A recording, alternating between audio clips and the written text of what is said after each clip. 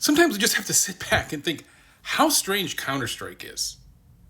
Like, it is really as a piece of mainstream, like pop culture stuff, it is crazy. It is, I'm not sure if there's anything else like it.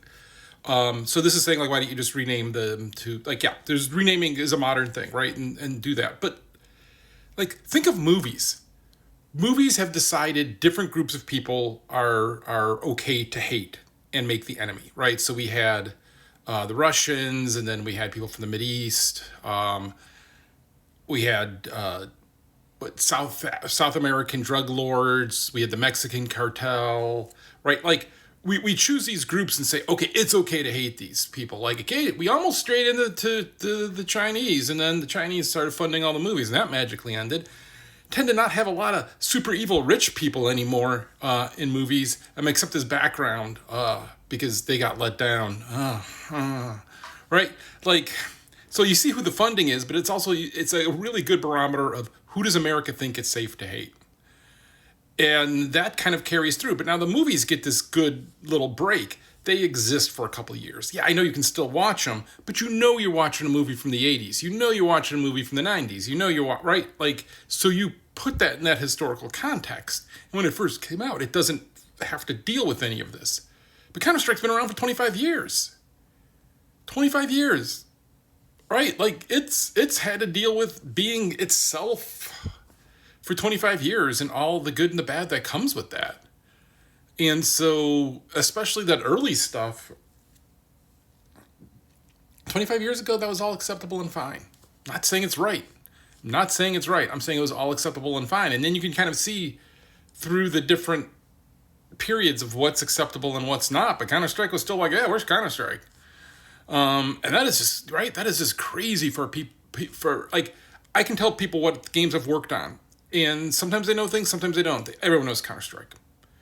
And it is such a part of gaming and has been around for 25 years that, yeah, it's going to be a minefield of anything purist back to what it was.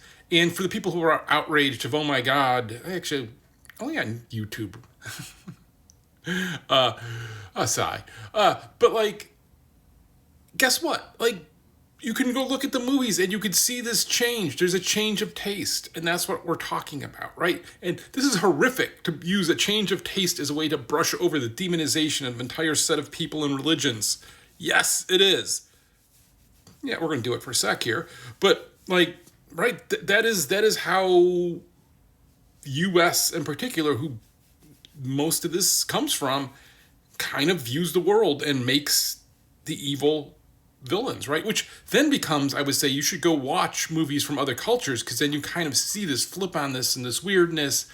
And I'll tell you what, like, Nordic noirs, In Order of Disappearance, I think is like there's some what was it, a Headhunter, like they have a whole different place they go.